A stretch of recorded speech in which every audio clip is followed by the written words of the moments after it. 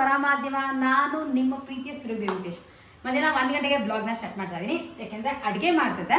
ಹಾಗಾಗಿ ಇದನ್ನ ನಿಮ್ಗಳ ಜೊತೆ ಶೇರ್ ಮಾಡೋಣ ಅಂತ ಇವತ್ತಿನ ವಿಡಿಯೋನ ಸ್ಟಾರ್ಟ್ ಮಾಡ್ತಾ ಇದ್ದೀನಿ. ಸೊ ಗೊತ್ತಿರೋಂಗೆ ಅನ್ನಕ್ಕೆ ರೆಡಿಯಾಗಿದೆ, ಅನ್ನ ಇಟ್ಬಿಟ್ಟಿದ್ದೀನಿ ಆ್ಯಂಡ್ ಬೇಳೆ ಬೇಯಿಸಿಟ್ಕೊಂಡಿದ್ದೀನಿ, ಹುಳಿ ಮಾಡೋಣ ಅಂತ. ಸೊ ಇದ್ರ ಜೊತೆ ಯೂಶಲಿ ಕಾಳುಗಳನ್ನ ನೆನೆಸಿಟ್ಕೊಂಡಿರ್ತೀನಿ. ಅಂದರೆ ವಾರಾನ್ಗಟ್ಲೆ ಕಾಳುಗಳನ್ನ ನೆನೆಸ್ಬಿಟ್ಟು ಇಡಕ್ಕೆ ಹೋಗ್ಬಿಡಿ. 2 ದಿನಕ್ಕೆ ಆಗೋಷ್ಟು ಅಂತ ಹೆಸರು ಕಾಳನ್ನ ನೆನೆಸಿಟ್ಟಿದೆ. ಬೇಕಿದ್ರೆ ಇದನ್ನ ಡೈರೆಕ್ಟಾಗಿ ಸಲಾಡ್ ಥರ ಕೂಡ ಮಾಡ್ಕೊಂಡು ತಿನ್ಬೋದು. ನಾನು ಇದನ್ನ ಡೈರೆಕ್ಟಾಗಿ ಯೂಶಲಿ ತಿನ್ನಲ್ಲ, ಸ್ವಲ್ಪ ಬೇಯಿಸ್ಬಿಟ್ಟು ಈಗ ಕ್ಯಾರೆಟು ಹಾಗೆ ಬೇರೆ ಬೇರೆ ಏನೇನು ತರಕಾರಿಗಳು ಅನ್ಸುತ್ತೋ, ಟೊಮ್ಯಾಟೊ, ಈರುಳ್ಳಿ ಇದೆಲ್ಲ ಹಾಕೊಂಡು ಸಲಾಡ್ ಥರ ಮಾಡ್ಕೊಂಡು ತಿನ್ಬೋದು ಅಂತ ಇದನ್ನ ನೆನೆಸಿಟ್ಟಿರ್ತೇನೆ. ಆ್ಯಂಡ್ ಇಷ್ಟರ ಜೊತೆ ನಿಮ್ಗಳಿಗೆ ಹೇಳಿದ್ದೆ, ನಮ್ಮ ತೋಟದಲ್ಲಿ ಈ ಥರ ಗಿಣಿಮೂತಿ ಮಾವಿನಕಾಯಿ ಬಿಟ್ಟಿದೆ ಅಂತ. ತುಂಬಾನೇ ಬಿಟ್ಟಿದೆ ಈ ಸಲ. ಹೋದ ವರ್ಷ ಬೆಳೆನೇ ಇರಲಿಲ್ಲ, ಈ ವರ್ಷ ಸಾಕಷ್ಟು ಬಿಟ್ಟಿದೆ. ಎಲ್ಲ ಇದನ್ನ ಹೆಚ್ಕೊಂಡು ಇದಕ್ಕೆ ಉಪ್ಪು ಖಾರ ಹಾಕೊಂಡು ತಿಂದಿದ್ದಾಯ್ತು, ಚಟ್ನಿ, ಇದ್ರದ್ದು ಚಿತ್ರಾನ್ನ ಎಲ್ಲಾನು ಆಯ್ತು. ಆ್ಯಂಡ್ ಇವತ್ತು ಗೊಜ್ಜು ಮಾಡ್ತಾ ಇದ್ದೆ. ಇದ್ರದ್ದು ಸಿಂಪಲ್ ಆಗಿ ನಾನು ಮಾಡೋದು ಗೊಜ್ಜು. ಸೊ ಹೇಗೆ ಮಾಡ್ತೀನಿ ಅನ್ನೋದನ್ನ ಇವತ್ತು ನಿಮ್ಗಳ ಜೊತೆನೂ ಶೇರ್ ಮಾಡ್ತೀನಿ. ಇದಾದಷ್ಟು ಕಾಯಿ ಇರೋ ಥರ ತಗೊಂಡ್ರೆ ನಿಮಗೆ ಹುಳಿ ಜಾಸ್ತಿ ಬರುತ್ತೆ. ಬಟ್ ಇದು ಸ್ವಲ್ಪ ಹಣ್ಣಾಗ್ತಾ ಇದೆ.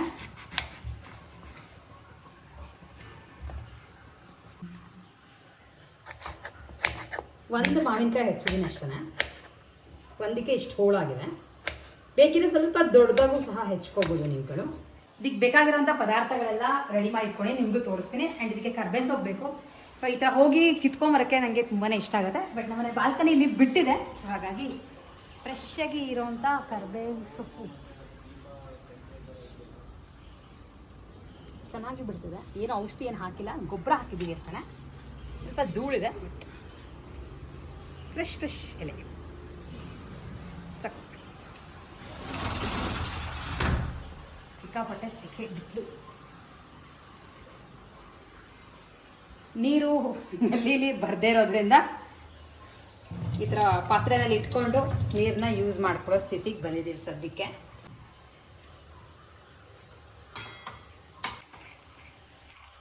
ಸೊ ಫಸ್ಟ್ ಒಂದು ಪ್ಯಾನ್ಗೆ ಒಂದು 2-3 ಸ್ಪೂನ್ ಅಷ್ಟು ಎಣ್ಣೆ ಹಾಕೋತಾ ಇದ್ದೀನಿ. ಎಣ್ಣೆ ಕಾದಾದ್ಮೇಲೆ ಸ್ವಲ್ಪ ಸಾಸಿವೆ, ಜೀರಿಗೆ ಆಪ್ಷನಲ್, ಬೇಕಿದ್ರೆ ಹಾಕೋಬಹುದು. ಸಾಸಿವೆ ಸಿಡಿದ್ಮೇಲೆ ಒಂದೇ ಒಂದು ಒಣಮೆಣಸಿನ್ಕಾಯಿ ಹಾಕ್ತಾ ಇದೀನಿ, ಸ್ವಲ್ಪ ಆಡೆಡ್ ಫ್ಲೇವರ್ ಕೊಡುತ್ತೆ ಅಂತ. ಇದಾದ್ಮೇಲೆ ಸ್ವಲ್ಪ ಇಂಗು,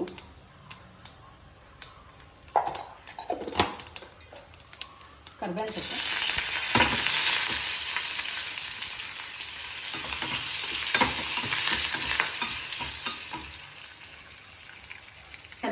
ಕಟ್ ಮಾಡ್ಕೊಡುವಂಥ ಮಾವಿನಕಾಯಿನ ಹಾಕ್ತಾ ಇದ್ದೀನಿ.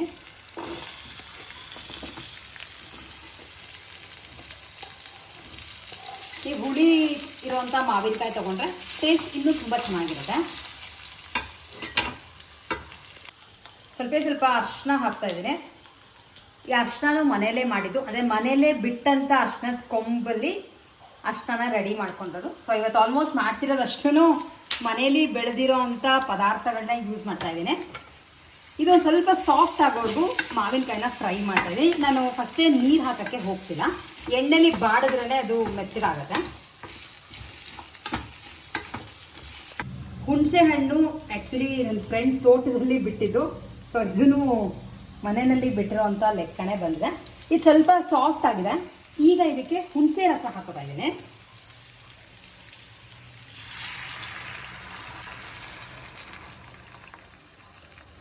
ಸ್ವಲ್ಪ ಜಾಸ್ತಿನೇ ಹಾಕಿರ್ತೀನಿ, ಯಾಕೆಂದರೆ ಹುಳ್ಳಿಗಿದ್ದಷ್ಟು ಗೊಜ್ಜು ಚೆನ್ನಾಗಿರುತ್ತೆ ಅಂತ. ಇದಕ್ಕೆ ಬೆಲ್ಲ, ಅಂದರೆ ಹುಳಿನ ಬ್ಯಾಲೆನ್ಸ್ ಮಾಡೋಕ್ಕೆ ಬೆಲ್ಲ ಹಾಕ್ತಾ ಇದ್ದೀನಿ. ರುಚಿಗೆ ತಕ್ಕಷ್ಟು ಕಲ್ಲುಪ್ಪು, 1-2 ನಿಮಿಷ ಹಾಗೆ ಬಿಟ್ಟಿರ್ತೀನಿ ಕುದಿಯೋವರೆಗೂ. ಕುದೀತಾ ಇದೆ, ಹೊಂದ್ಕೊಂಡಿದೆ. ಈಗ ಇದಕ್ಕೆ ಗೊಜ್ಜಿನ ಪುಡಿ ಹಾಕ್ತಾ ಇದ್ದೀನಿ. ಬೈ ಚಾನ್ಸ್ ನಿಮಗೆ ಗೊಜ್ಜಿನ ಪುಡಿದು ರೆಸಿಪಿ ಬೇಕು ಅಂದರೆ ಕಾಮೆಂಟ್ ಮಾಡಿ ತಿಳಿಸಿ, ಇದನ್ನ ಸೆಪ್ರೇಟಾಗಿ ಮಾಡಿ ಸಹ ತೋರಿಸ್ತೀನಿ. ಇಲ್ಲ ನಿಮ್ಮ ಮನೆಯಲ್ಲಿ ಅದರ ಹುಳಿ ಪುಡಿ ಇದ್ದರೆ ನಾರ್ಮಲ್ ಆಗಿ ಸಾರಿಗೆ ಹುಳಿಗೆ ಹಾಕೋದ್ವಲ್ಲ ಅದನ್ನ ಕೂಡ ಹಾಕೋಬೋದು. ಖಾರಕ್ಕೆ ಎಷ್ಟು ಬೇಕೋ ಅಷ್ಟು ನೋಡಿಕೊಂಡು ಪುಡಿ ಹಾಕಿದ್ದೀನಿ. ಆ್ಯಂಡ್ ಇದಿಷ್ಟೇ ನೀರಾಗಿರಲ್ಲ. ಕುದಿತಾ ಕುದಿತಾ ಗಟ್ಟಿ ಆಗುತ್ತೆ. ನಿಮಗೆ ಗೊತ್ತಾಗ್ತಿರ್ಬೋದು ಕನ್ಸಿಸ್ಟೆನ್ಸಿ ಗೊಜ್ಜು ಥರ ಗಟ್ಟಿ ಬರ್ತಾ ಇದೆ. ವಾಸನೆ ಘಮ ಘಮ ಬರ್ತಾ ಇದೆ ಗೊಜ್ಜಿಂದು. ಆ್ಯಕ್ಚುಲಿ ಟೇಸ್ಟ್ ಮಾಡಿದಾಗ ಸ್ವಲ್ಪ ಸಿಹಿ ಕಮ್ಮಿ ಇದೆ, ಹುಳಿ ಚೂರು ಜಾಸ್ತಿ ಇದೆ. ಹಾಗಾಗಿ ಸ್ವಲ್ಪ ಬೆಲ್ಲ,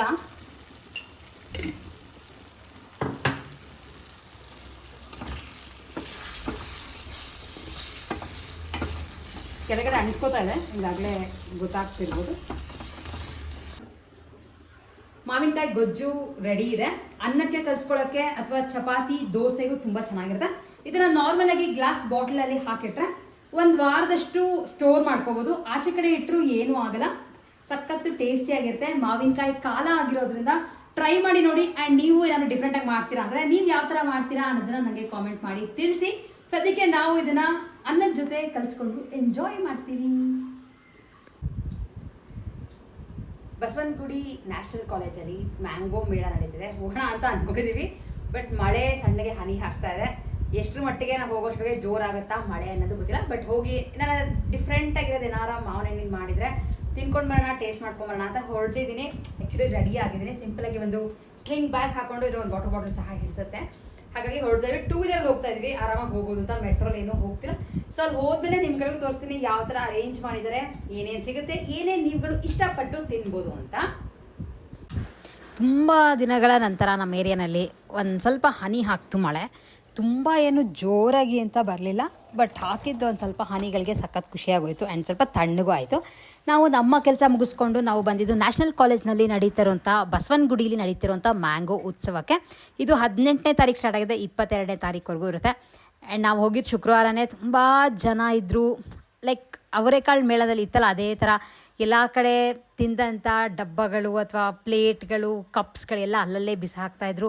ಅಷ್ಟೊಂದು ನೀಟಾಗಿ ಅಂತ ಆರ್ಗನೈಸ್ ಮಾಡಿರಲಿಲ್ಲ.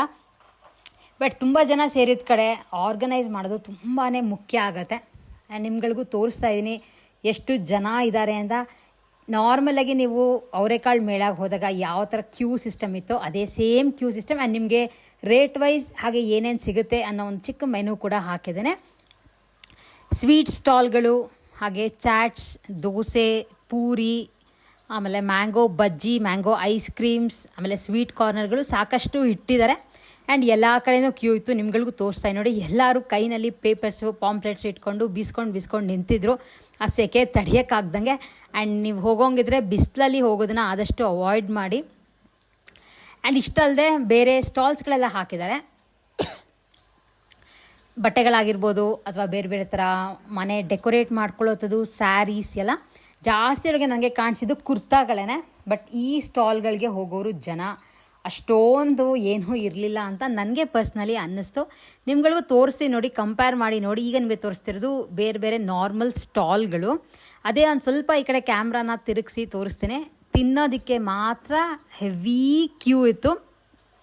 ಆ್ಯಂಡ್ ಸಂಜೆ ಆಗ್ತಾ ಕ್ಯೂ ಜಾಸ್ತಿ ಆಗ್ತಾಯಿತ್ತು. ಆ್ಯಂಡ್ ವೀಕೆಂಡ್ಸ್ ನೀವು ಹೋಗ್ಬೇಕಾದ್ರೆ ಸಾಕಷ್ಟು ಹುಷಾರಾಗಿ ಹೋಗಿ. ಆ್ಯಂಡ್ ಮಕ್ಕಳನ್ನ ನಿಮ್ಮ ಹತ್ರ ಇಟ್ಕೊಳ್ಳೋದನ್ನ ಮಿಸ್ ಮಾಡಿಬಿಡಿ, ಯಾಕೆಂದರೆ ಬೇಗ ತಪ್ಪಿಸ್ಕೊಳ್ಳೋವಂಥ ಚಾನ್ಸಸ್ ಜಾಸ್ತಿ ಇರುತ್ತೆ.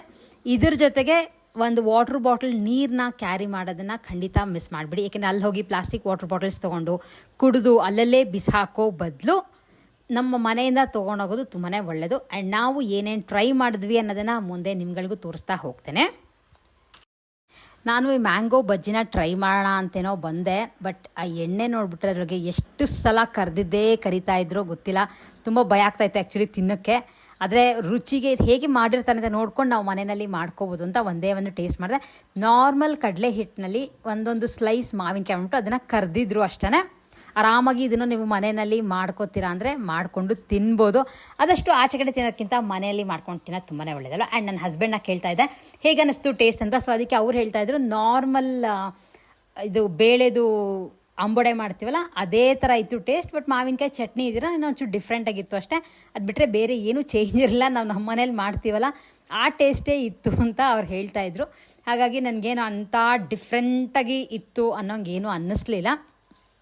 ಆ್ಯಂಡ್ ಇದು ಮಾವಿನಕಾಯಿ ಬಜ್ಜಿಗೆ ಕ್ಯಾರೆಟು ಈರುಳ್ಳಿ ಎಲ್ಲ ಹಾಕಿ ಮಧ್ಯ ಸ್ಟಫ್ ಥರ ಮಾಡಿದರು. ಸ್ಟಫಿಂಗ್ ಕಮ್ಮಿನೇ ಇತ್ತು. ಆ್ಯಂಡ್ ಸ್ವೀಟ್ಗಳೇನೋ ಬೇರೆ ಟೇಸ್ಟ್ ಮಾಡೋಕ್ಕೆ ಹೋಗಲ್ಲ.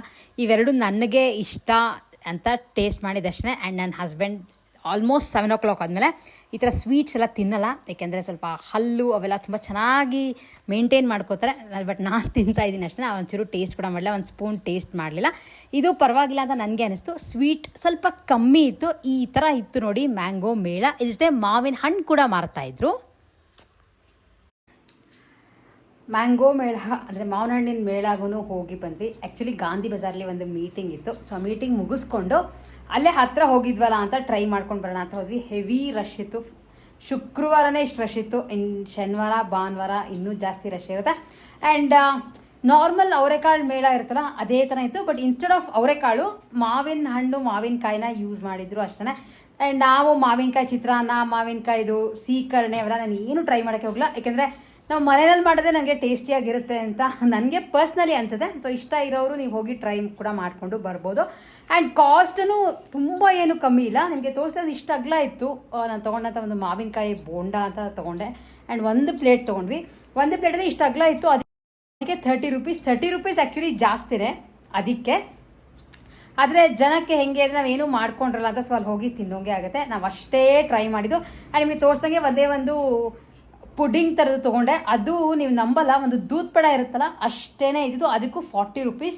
ಆ್ಯಂಡ್ ಇನ್ನೊಂದು ಯಾವುದೋ ಮೌಸ್ ಥರ ಇತ್ತು, ಮೌಸೆ ಥರ. ಅದು ಪರವಾಗಿಲ್ಲ, ಕ್ರೀಮ್ ಸ್ವೀಟ್ ಎಲ್ಲ ಕಮ್ಮಿನೇ ಇತ್ತು ಅಂತ ತೊಗೊಂಡೆ. ಮಿಕ್ಕಿದೆಲ್ಲ ಸ್ವೀಟ್ಸು ನಾರ್ಮಲಾಗಿತ್ತು. ಸೊ ಹಾಗಾಗಿ ನಾವು ಬೇರೆ ಇನ್ನೇನು ಟ್ರೈ ಮಾಡೋಕ್ಕೆ ಹೋಗಲ್ಲ. ಬೈ ಚಾನ್ಸ್ ನಿಮ್ಗಳಿಗೆ ಇಷ್ಟ ಇದ್ದರೆ ನೀವುಗಳು ಹೋಗಿ ಟೇಸ್ಟ್ ಮಾಡಿಕೊಂಡು ಬರ್ಬೋದು. ಹಾಗೆ ಆದಷ್ಟು UPI ಪೇಮೆಂಟ್ಗಳೆಲ್ಲ ಸ್ವಲ್ಪ ಕಷ್ಟ ಆಗುತ್ತೆ, ಯಾಕೆಂದರೆ ಅಲ್ಲಿ ಏನು ನೆಟ್ವರ್ಕ್ ಸರಿಗೆ ಸಿಗಲ್ಲ. ಆದಷ್ಟು ಕ್ಯಾಶ್ ಕ್ಯಾರಿ ಮಾಡೋದೇ ಒಳ್ಳೆಯದು. ಕ್ಯೂನಲ್ಲಿ ಮಾತ್ರ ಸಾಕಷ್ಟು ಹೊತ್ತು ನಿಂತ್ಕೊಂಡು ತಿನ್ನೋಷ್ಟೊಳಗೆ ಸಾಕಾಗೋಗ್ಬಿಡುತ್ತೆ. ಅದರದ್ದು ಸುಮ್ಮನೆ ಒಂದು ಗ್ಲಿಮ್ಸ್ ಕೂಡ ಹಾಕಿರ್ತೀನಿ, ಪ್ರೈಸ್ ಲಿಸ್ಟ್ ಎಷ್ಟೆಷ್ಟಿದೆ ಅಂತ. ಇಷ್ಟು ಇವತ್ತಿನ ಒಂದು ಮ್ಯಾಂಗೋ ಮೇಳ ಆಗಿತ್ತು. ನಾನು ನಿಮಗೆ ತೋರಿಸ್ನಲ್ಲ ಗೊಜ್ಜೆ ಹೇಗೆ ಮಾಡೋದು ಅಂತ. ಅದೇ ಥರದ್ದೇ ದೋಸೆಗೆ ಮಾಡಿದರು, ಬಟ್ ನಾನು ಟೇಸ್ಟ್ ಎಲ್ಲ ಏನೂ ಮಾಡೋಕ್ಕೆ ಹೋಗಲಿಲ್ಲ. ಆ್ಯಂಡ್ ಸೊ ಇಷ್ಟು ಇವತ್ತಿನ ನಮ್ಮ ವಿಡಿಯೋ ಆಗಿತ್ತು. ವಿಡಿಯೋ ಇಷ್ಟ ಆಗಿದೆ ಲೈಕ್ ಮಾಡಿ, ಶೇರ್ ಮಾಡಿ, ಸಬ್ಸ್ಕ್ರೈಬ್ ಮಾಡಿ. ನಿಮ್ಮಗಳ ಅನಿಸಿಕೆ ಅಭಿಪ್ರಾಯನ ಕಾಮೆಂಟ್ ಮಾಡಿ ತಿಳಿಸೋದನ್ನ ಖಂಡಿತ ಮಿಸ್ ಮಾಡಿಬಿಡಿ. ನೆಕ್ಸ್ಟ್ ವಿಡಿಯೋಲಿ ಮತ್ತೆ ನಿಮ್ಮೆಲ್ಲರೂ ಮೀಟ್ ಮಾಡ್ತೀನಿ. ಅಲ್ಲಿವರೆಗೂ take care and bye bye.